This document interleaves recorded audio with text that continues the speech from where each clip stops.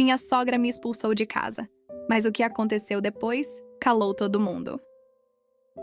Eu nunca imaginei que a porta da casa onde construí meus sonhos seria fechada na minha cara. E muito menos que seria minha própria sogra quem faria isso. Naquela tarde, com 2 mochilas nas mãos, uma bolsa atravessada no ombro e meus filhos segurando minha roupa com medo de entender o que estava acontecendo, eu ouvi as palavras que ecoariam para sempre na minha memória. Você não pertence mais aqui. O tom dela não era alto. Não havia gritos. Havia algo pior. Convicção. Como se ela estivesse apenas colocando ordem em algo que, na cabeça dela, sempre esteve errado. Eu. Meu marido, Daniel, estava atrás dela, em silêncio, olhando para o chão como se o piso pudesse engolir-lo e poupá-lo da responsabilidade de escolher um lado. Eu esperei. Esperei que ele dissesse alguma coisa, que lembrasse dos anos que passamos juntos, que olhasse para os filhos e percebesse que aquilo não era apenas uma briga entre 2 mulheres. Era a nossa família sendo quebrada. Mas ele não falou. O que Helena, minha sogra, não sabia é que aquela humilhação seria apenas o começo de algo que ninguém estava preparado para ver acontecer. Porque quando uma mulher é empurrada para fora, às vezes ela descobre que nunca precisou daquela porta para sobreviver. Se você já se sentiu humilhada, desacreditada ou deixada para trás por alguém da própria família, fica comigo até o final dessa história. O que aconteceu depois daquela expulsão foi algo que ninguém imaginava, e pode mudar a forma como você enxerga injustiças e recomeços. Mas antes de continuar, me conta aqui nos comentários. Você teria saído em silêncio ou enfrentado na hora? Se essa história já começou mexendo com você, se inscreva no canal, ative o sininho e compartilhe com alguém que precisa ouvir isso hoje. Porque às vezes, o fundo do poço é exatamente onde a virada começa. Desde que me casei com Daniel, eu sabia que Helena nunca me aceitou de verdade. No começo, eu confundia frieza com timidez, distância com elegância. Mas o tempo revelou que não era nada disso. Era rejeição, silenciosa, calculada e persistente. Morávamos na casa que pertencera ao pai de Daniel. Uma construção antiga, imponente, com janelas altas e cortinas pesadas que quase nunca eram abertas por completo. A luz ali dentro parecia sempre filtrada, como se até o sol precisasse de permissão para entrar. Os móveis eram de madeira escura, polidos com zelo quase obsessivo.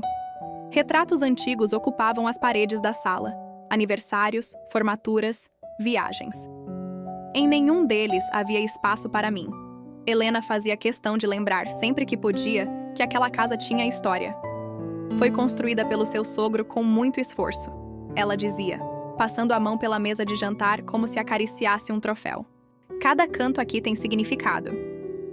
Eu sorria e respondia que também queria fazer parte daquela história, que estava ali para somar, para construir novos capítulos. Mas para ela, eu era apenas um parêntese incômodo. No início, tentei conquistar meu espaço com cuidado. Perguntava antes de mudar qualquer coisa. Escolhia tons neutros. Guardava minhas próprias preferências como quem guarda um segredo. Quando sugeri pintar o quarto das crianças com cores mais claras, Helena respondeu que a casa já tinha identidade suficiente. Eu recuei. Quando meus filhos nasceram, achei que algo mudaria, que o sangue compartilhado criaria uma ponte entre nós. Durante algumas semanas, Helena pareceu mais próxima. Ajudava com os banhos, comprava roupas, sorria para os netos com ternura genuína. Mas comigo, mantinha a mesma formalidade distante, como se eu fosse apenas o meio necessário para que aquelas crianças existissem. Com o passar dos meses, percebi que eu nunca escolhia nada naquela casa. A disposição dos móveis era decidida por ela. As datas das reuniões familiares eram organizadas por ela. Até as receitas das festas precisavam seguir a tradição. Quando eu tentava sugerir algo diferente, surgia um comentário sutil. Você ainda não conhece os costumes da família. Daniel dizia que era respeito, que a mãe dele havia sofrido muito após a morte do marido, que aquela casa era tudo o que restara para ela. Eu tentava compreender. De verdade. Mas pouco a pouco, comecei a sentir que eu não morava ali. Eu ocupava um espaço provisório. Havia dias em que eu caminhava pelos corredores e tinha a sensação estranha de ser observada, avaliada, como se cada gesto meu estivesse sendo registrado para futura reprovação. Eu me policiava ao falar, ao rir alto, ao reorganizar um armário. Com o tempo, até minha forma de vestir começou a mudar. Evitava roupas muito coloridas. Evitava perfumes marcantes. Evitava ocupar espaço. Era como se eu estivesse tentando caber em um molde invisível que nunca me foi explicado completamente, mas que eu sabia que existia. As comparações começaram a surgir em frases aparentemente inocentes. A ex do Daniel era tão organizada. Ela tinha um jeito tão discreto. Nunca eram ataques diretos. Eram lembranças estratégicas, colocadas sobre a mesa como quem deixa cair uma faca sem parecer que a lançou. Eu sorria. Sempre sorria. Porque qualquer reação minha poderia ser interpretada como ingratidão. Afinal, eu morava ali, sob o teto dela, mesmo sendo casada com o filho. Havia noites em que eu me deitava ao lado de Daniel e perguntava com cuidado se ele percebia algo estranho. Ele suspirava, dizia que eu estava sensível demais, que a mãe era difícil, mas não má, que eu precisava dar tempo ao tempo. Tempo. Mas o tempo não estava resolvendo. Estava apenas acumulando pequenas fissuras que começavam a rachar algo maior dentro de mim. Cada comentário era uma gota. Pequena. Quase invisível. E eu não percebi quando o copo começou a encher. Nem quando comecei a me perguntar se aquela casa, desde o primeiro dia, já tinha decidido que eu nunca seria parte dela. As críticas começaram como sugestões. Você deveria colocar menos sal. Talvez as crianças precisem de mais disciplina. Na minha época, mães eram mais presentes. No início, eu ainda tentava transformar aquilo em aprendizado. Pensava que talvez houvesse algo útil por trás das palavras. Talvez fosse apenas diferença de geração. Mas logo percebi que não havia intenção de ensinar. Havia intenção de diminuir. Helena nunca criticava quando estávamos sozinhas. Sempre escolhia a plateia, um almoço em família, uma visita inesperada, um café da tarde com vizinhas. Era sutil o suficiente para parecer preocupação, mas firme o bastante para me expor. Ela ainda está se adaptando, dizia, sorrindo para os outros. Como se eu fosse uma hóspede temporária, aprendendo regras básicas de convivência. Eu trabalhava meio período e ainda cuidava da casa. Organizava a rotina das crianças, levava ao médico, ajudava nas tarefas escolares. Mesmo assim, Helena encontrava falhas invisíveis. Se a casa estava impecável, ela comentava que parecia fria. Se estava mais descontraída, dizia que faltava zelo. Ela aparecia sem avisar. Tinha a própria chave. Entrava, abria armários, reorganizava gavetas. Uma vez, trocou as cortinas do quarto das crianças porque achava que as que eu escolhi eram modernas demais. Outra vez, doou roupas minhas alegando que estavam ocupando espaço desnecessário. Quando questionei, ela respondeu com calma irritante. Estou ajudando. Essa casa precisa manter um padrão. Daniel dizia que eu precisava ter paciência. Que a mãe sempre foi controladora. Que não fazia por mal. Mas fazia. Eu via no olhar dela um brilho específico quando percebia meu desconforto. Um leve erguer de sobrancelhas. Um silêncio calculado após uma crítica, esperando minha reação. O assunto da herança começou a surgir de maneira sutil. Comentários sobre patrimônio, sobre responsabilidade, sobre proteger o que é da família. Helena mencionava contratos, bens, documentos antigos. Fazia questão de destacar que tudo havia sido conquistado antes de eu aparecer. Uma noite, ao passar pelo corredor, ouvi Helena dizendo a Daniel que ele precisava pensar no futuro. Que decisões impulsivas poderiam colocar tudo a perder. Que casamento exige prudência. Você precisa garantir que o que é nosso permaneça nosso, ela disse. Quando entrei na sala, o assunto mudou imediatamente. Nos dias seguintes, Daniel ficou mais distante. Passava mais tempo no trabalho. Evitava conversas profundas. E eu comecei a perceber que Helena não queria apenas me enfraquecer emocionalmente. Ela queria me isolar. As crianças começaram a notar a tensão. Meu filho mais velho perguntou uma vez por que a vovó nunca sorria para mim como sorria para ele. Eu respondi que adultos às vezes têm dificuldades que não sabem explicar. Mas no fundo, eu sabia exatamente o que estava acontecendo. Helena estava desenhando um cenário onde eu pareceria instável, ingrata, inadequada. Pequenas situações eram distorcidas. Pequenos erros eram ampliados. E aos poucos, Daniel começou a me olhar com dúvida. Foi quando entendi que não se tratava mais de convivência difícil. Era uma disputa silenciosa. E eu ainda não sabia que estava prestes a perder muito mais do que discussões domésticas. O estopim foi um almoço de domingo. A mesa estava cheia. Pratos elaborados, taças brilhando, parentes observando cada detalhe como se aquele encontro fosse um ritual sagrado. O cheiro do assado se misturava ao perfume forte de Helena, que circulava pela sala com postura impecável, distribuindo sorrisos ensaiados. Eu já estava tensa desde a manhã. Ela havia feito comentários sobre a roupa das crianças, dizendo que estavam simples demais para um almoço em família. Ignorei. Respirei fundo. Prometi a mim mesma que não reagiria a provocações. Durante a refeição, a conversa girava em torno de investimentos, imóveis, estabilidade. Helena conduzia o assunto como sempre fazia, com autoridade. Em determinado momento, comentou que as crianças estavam agitadas demais. Meu filho apenas ria de algo que o primo havia cochichado. Crianças precisam de firmeza, ela disse, cortando a carne com precisão exagerada. Talvez se você tivesse aprendido isso, a mesa estaria mais organizada. O silêncio que se seguiu foi pesado. Eu senti todos os olhares sobre mim. Alguns curiosos, outros constrangidos. Daniel permaneceu imóvel, encarando o prato. Pela primeira vez em anos, eu não sorri. Respondi com a voz controlada que meus filhos estavam felizes e respeitosos, que eram crianças, não soldados, e que eu não aceitava mais ser diminuída na frente deles.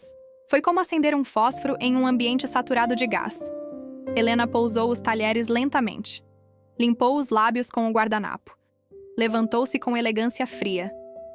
Esta casa não é lugar para desrespeito, declarou. Eu também me levantei. Minhas mãos tremiam, mas minha voz não. Disse que respeito não era submissão, que eu era esposa de Daniel, mãe dos netos dela, e merecia consideração. Os parentes começaram a se entreolhar. Uma tia tentou mudar de assunto. Ninguém conseguiu. Helena caminhou até a porta da sala e a abriu, como se estivesse encerrando oficialmente a cena. Se não está satisfeita, pode ir. Eu olhei para Daniel. Esperei. Aquele era o momento. Bastava uma frase dele. Um gesto. Mãe, pare. Mas ele apenas passou a mão no rosto e murmurou que todos estavam exaltados. Exaltados. Helena saiu da sala e, diante de todos, começou a juntar minhas coisas que estavam no aparador. Minha bolsa, o casaco das crianças, até os brinquedos pequenos que haviam levado. Colocou tudo próximo à porta de entrada. Não vou permitir que destrua a harmonia da minha família, disse, agora sem máscara. Meus filhos começaram a chorar. Meu coração parecia bater nos ouvidos. Senti o calor da vergonha subir pelo rosto, mas, acima de tudo, senti algo se partir definitivamente dentro de mim. Eu poderia ter implorado. Poderia ter pedido desculpas para manter o teto. Mas naquele instante, compreendi que qualquer permanência ali significaria aceitar que eu realmente não pertencia. Peguei as mochilas. Segurei as mãos dos meus filhos. Antes de sair, olhei uma última vez para Daniel. Ele não sustentou meu olhar. A porta se fechou atrás de nós, e o som ecoou como o fim de um capítulo, e o começo de algo que ninguém naquela mesa imaginava que estava prestes a acontecer. Dormimos na casa de uma amiga. Um sofá improvisado. Cobertores emprestados que ainda tinham um cheiro suave de amaciante diferente do que eu usava. Meus filhos se aninharam um ao outro como se o simples ato de ficarem próximos pudesse reconstruir o que havia sido quebrado naquela tarde. Eu tentava parecer firme. Preparei um leite morno, contei uma história inventada sobre recomeços e casas mágicas que surgiam quando as pessoas eram corajosas. Eles ouviram em silêncio, cansados demais para questionar. Quando finalmente adormeceram, fiquei sentada no chão, encostada no sofá, observando seus rostos tranquilos. Era estranho como as crianças conseguem dormir mesmo quando o mundo delas parece ter desabado. Talvez confiem que os adultos vão resolver tudo. Talvez simplesmente não entendam a dimensão das rupturas. Eu entendia. Cada segundo daquela noite parecia amplificado. O silêncio da casa da minha amiga era diferente do silêncio pesado da antiga casa. Aqui não havia julgamento nas paredes, mas havia incerteza. Peguei o celular várias vezes. Esperei uma mensagem de Daniel, um pedido para voltarmos, desculpa. Nada. A ausência de palavras dele foi mais dolorosa do que as palavras duras de Helena. Passei a madrugada olhando para o teto, revivendo cada detalhe dos últimos anos. Cada silêncio meu. Cada vez que aceitei menos do que merecia para manter a paz. Cada momento em que escolhi não confrontar para evitar conflito. Percebi que, aos poucos, eu havia diminuído minha própria voz para caber em um espaço que nunca foi feito para mim. A vergonha queimava. Não por ter sido expulsa, mas por ter permitido tanto antes disso. Eu sempre me orgulhei de ser forte, independente. Mas ali, naquela madrugada fria, me senti vulnerável como nunca. Ao mesmo tempo, algo novo começava a nascer. Uma clareza incômoda. Eu não tinha sido expulsa apenas de uma casa. Eu tinha sido libertada de uma dinâmica que me consumia lentamente. A dor era real. O medo também. Mas por trás deles, havia uma centelha de determinação que eu não reconhecia até então. Levantei, fui até a cozinha e fiz um café forte. Observei o céu escuro pela janela e pensei que, pela primeira vez em anos, nenhuma decisão daquela noite dependia de Helena. Nem de Daniel. Dependia de mim. Eu não sabia como pagaria aluguel. Não sabia onde trabalharia em tempo integral. Não sabia como explicaria tudo às crianças de maneira que não ferisse ainda mais seus pequenos corações. Mas sabia de uma coisa com absoluta certeza. Eu jamais voltaria a implorar por espaço onde fui deliberadamente descartada. Naquela madrugada, fiz uma promessa silenciosa a mim mesma e aos meus filhos. Nunca mais permitiria que alguém decidisse se eu tinha ou não direito de ficar. E enquanto o primeiro raio de sol surgia no horizonte, percebi que a noite mais longa da minha vida também estava marcando o início do meu próprio renascimento. Seguinte, comecei a procurar emprego em tempo integral. Atualizei currículo ainda na mesa da cozinha da minha amiga, enquanto as crianças assistiam desenho na sala. Cada palavra que eu digitava parecia um lembrete de que eu precisava reconstruir não apenas minha estabilidade financeira, mas minha identidade. Enviei dezenas de currículos, fiz ligações, enfrentei entrevistas com os olhos inchados de cansaço, mas postura firme. Havia algo diferente na minha voz, uma urgência serena. Eu não estava buscando luxo, estava buscando dignidade. Consegui uma vaga administrativa em uma pequena empresa. O salário era modesto, os horários exigentes. Mesmo assim, quando recebi a confirmação por e-mail, senti como se tivesse conquistado algo gigantesco. Não era apenas um emprego, era independência. Nos primeiros dias, acordava antes do sol nascer. Preparava o café das crianças, organizava mochilas, deixava tudo separado para a escola. Depois corria para o trabalho, ainda me adaptando à nova rotina. Voltava exausta, mas determinada. Aluguei um apartamento simples algumas semanas depois. 2 quartos pequenos, cozinha apertada, paredes claras demais e janelas que davam para um prédio vizinho. Não havia jardim. Não havia móveis antigos cheios de história. Havia espaço em branco. E aquele espaço em branco era liberdade. Quando colocamos os poucos móveis no lugar, alguns usados, outros doados, meus filhos correram pela sala como se fosse um palácio. Riam ecoando pelas paredes vazias. Meu filho mais novo disse: "Aqui a gente pode escolher onde fica o sofá, né, mamãe?" Eu sorri segurando as lágrimas. "Pode. Aqui a gente escolhe tudo." Pela primeira vez, pendurei quadros sem pedir opinião. Escolhi cortinas coloridas. Comprei plantas pequenas e coloquei perto da janela. Cada detalhe era um símbolo silencioso de reconstrução. Os desafios eram muitos. As contas pareciam se multiplicar. Havia noites em que eu fazia cálculos repetidamente, tentando garantir que nada faltaria. Aprendi a economizar de maneiras que nunca precisei antes. Cortei excessos, priorizei o essencial. Mas, curiosamente, mesmo com menos recursos, havia mais paz. Daniel ligava às vezes. Dizia que sentia nossa falta, que a casa estava estranha sem as crianças, que a mãe exagerou. Havia arrependimento na voz dele, mas também hesitação. Ele nunca disse que havia errado. Nunca disse que deveria ter ficado ao meu lado. E eu percebi que não queria alguém que voltasse apenas porque a ausência pesava. Eu queria alguém que tivesse escolhido ficar quando era difícil. No trabalho, comecei a me destacar. Organizava processos, sugeria melhorias, assumia responsabilidades extras. Meu esforço chamou a atenção da gerência. Recebi elogios. Depois, uma pequena promoção. Cada avanço profissional era também uma cura emocional. Eu já não me via como a mulher que foi colocada para fora com malas na calçada. Eu era a mulher que acordava cedo, que sustentava os filhos, que transformava medo em movimento. Certo dia, ao fechar a porta do nosso pequeno apartamento depois de um dia longo, percebi algo simples e poderoso. Ninguém poderia me expulsar dali, porque, finalmente, eu tinha construído algo que dependia apenas da minha coragem. 2 anos se passaram.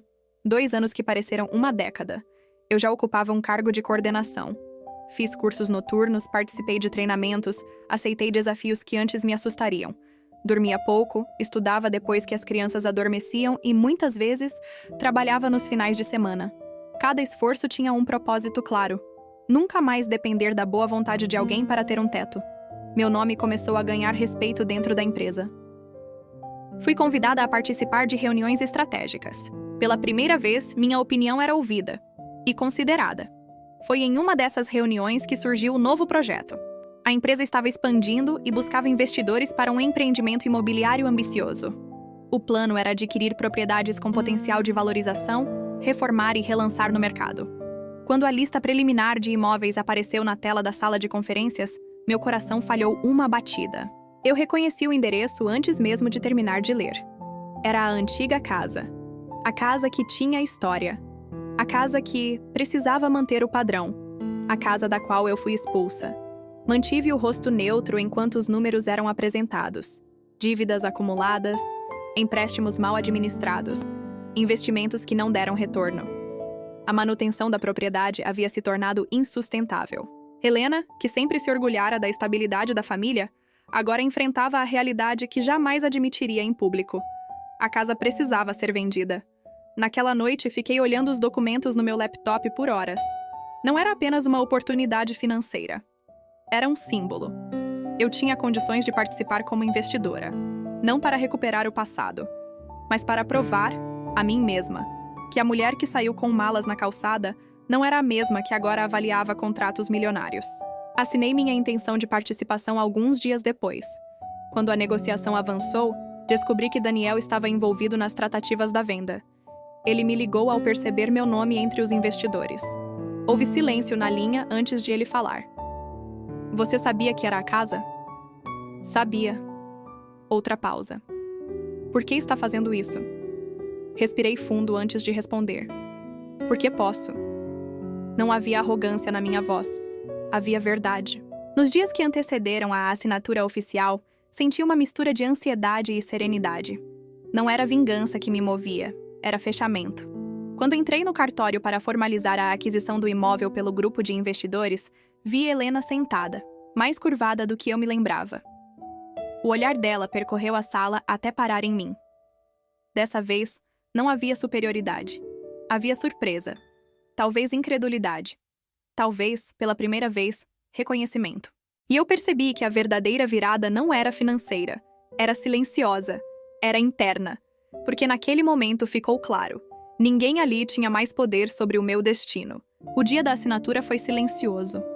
O cartório tinha cheiro de papel antigo e café recém-passado. O som baixo das conversas misturava-se ao folhear de documentos. Tudo parecia comum demais para um momento que, para mim, tinha peso de destino. Helena estava diferente. Menor. O olhar já não tinha superioridade. Havia cansaço nas linhas do rosto. Uma rigidez que não era mais arrogância. Era defesa. Daniel estava ao lado dela, com os ombros levemente curvados, como se carregasse algo invisível. Quando entrei na sala, senti os olhos deles sobre mim. Não desviei. Cumprimentei com educação. Sentei-me à mesa. Organizei meus documentos com calma. O advogado começou a explicar as cláusulas, valores, prazos, transferências. Minha assinatura representava apenas uma parte do investimento coletivo, mas simbolicamente era muito maior do que qualquer porcentagem. Helena evitava me olhar diretamente. Em determinado momento, porém, nossos olhos se encontraram. Havia perguntas ali. Talvez arrependimento. Talvez orgulho ferido. Talvez a percepção tardia de que a mulher que ela julgou fraca havia aprendido a caminhar sozinha. Quando chegou a hora da assinatura final, o silêncio ficou ainda mais denso. O tabelião indicou o local exato. Eu segurei a caneta com firmeza. Por um breve segundo, flashes passaram pela minha mente. As malas na calçada, o choro dos meus filhos, a madrugada no sofá emprestado, as contas pagas com esforço, as noites de estudo. Então assinei. Não para humilhar, mas para selar minha própria transformação. Helena respirou fundo, como se quisesse dizer algo. A boca dela se abriu levemente, mas nenhuma palavra saiu. Daniel pigarreou, desconfortável. Espero que tudo corra bem, ele disse, quase num sussurro. Eu apenas respondi: vai correr. Não havia ironia, havia certeza. Ao sairmos do cartório, Helena finalmente falou: você sempre foi determinada. Foi a frase mais próxima de um reconhecimento que ela já me ofereceu. Eu poderia ter lembrado o passado. Poderia ter devolvido cada humilhação com precisão cirúrgica. Mas não fiz. Porque naquele momento eu não precisava provar mais nada. A casa que um dia me expulsou agora mudava de mãos por circunstâncias que ninguém controlou. A vida havia feito seu próprio ajuste. Antes de ir embora, virei-me para Helena e disse com calma: eu nunca quis tirar nada de ninguém, só quis respeito. Ela não respondeu, mas os olhos dela se encheram de algo que não era raiva. Talvez compreensão. Talvez o peso das próprias escolhas. Enquanto caminhava para fora, senti uma leveza que jamais havia sentido naquela antiga casa. O silêncio deles não era mais opressão. Era reconhecimento. E às vezes, o silêncio fala mais alto do que qualquer pedido de desculpas. Epílogo. Hoje, quando acordo cedo e caminho até a cozinha do nosso apartamento, gosto de observar a luz entrando pelas janelas sem pedir permissão. Ela ilumina as paredes que eu escolhi pintar, os quadros que pendurei, as plantas que cresceram comigo ao longo desses anos. Compramos nosso próprio apartamento alguns meses depois daquele investimento. Não foi impulsivo. Foi planejado. Cada parcela calculada. Cada decisão tomada com cuidado. Quando recebi as chaves, senti o peso simbólico daquele pequeno objeto frio na minha mão. Não era apenas metal. Era conquista. Meus filhos participaram de cada escolha. A cor do quarto. A posição da mesa. O lugar do sofá. Transformamos cada detalhe em celebração. Eles cresceram vendo esforço, não privilégio. Viram noites longas de estudo, planilhas abertas na mesa, decisões difíceis sendo tomadas com responsabilidade. E cresceram fortes. Daniel continua presente na vida deles. Nossa relação é cordial, madura, não há mais espaço para mágoas inflamadas. Apenas limites claros. Ele, aos poucos, parece ter compreendido o que perdeu naquele dia em que escolheu o silêncio. Helena envelheceu. O orgulho deu lugar a uma quietude que talvez seja reflexão. Nunca tivemos uma conversa longa sobre o passado, não foi necessário. Algumas lições não precisam ser verbalizadas para serem entendidas. Às vezes, quando me lembro da tarde em que fui expulsa, ainda sinto um leve aperto no peito. Não pela humilhação, mas pela versão de mim que aceitava tão pouco. Eu precisei perder aquela casa para encontrar minha própria base. Precisei ouvir que não pertencia para descobrir que meu lugar nunca dependeu da aprovação de ninguém. Hoje, quando fecho a porta do nosso lar à noite, faço isso com a tranquilidade de quem sabe que construiu tudo com as próprias mãos. Não há medo de chaves girando contra mim. Não há tensão nos corredores. Há paz. E, acima de tudo, há exemplo. Meus filhos aprenderam que dignidade não se negocia, que respeito não se implora.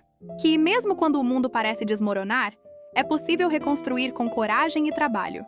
Se alguém me dissesse, naquela calçada, com malas aos pés, que aquele seria o início da minha maior transformação, eu talvez não acreditasse. Mas foi. Porque às vezes a expulsão não é o fim. É o empurrão que nos obriga a descobrir do que realmente somos feitos. E eu descobri. Descobri que não era hóspede na vida de ninguém. Eu era, e sempre fui, capaz de construir a minha própria história.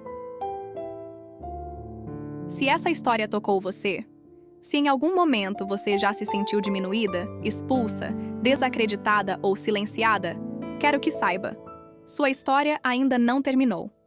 Se essa trajetória mexeu com você, deixe seu comentário contando de onde você está recomeçando. Sua coragem pode ser a força que outra pessoa precisa hoje. Compartilhe esta história com alguém que esteja passando por um momento difícil.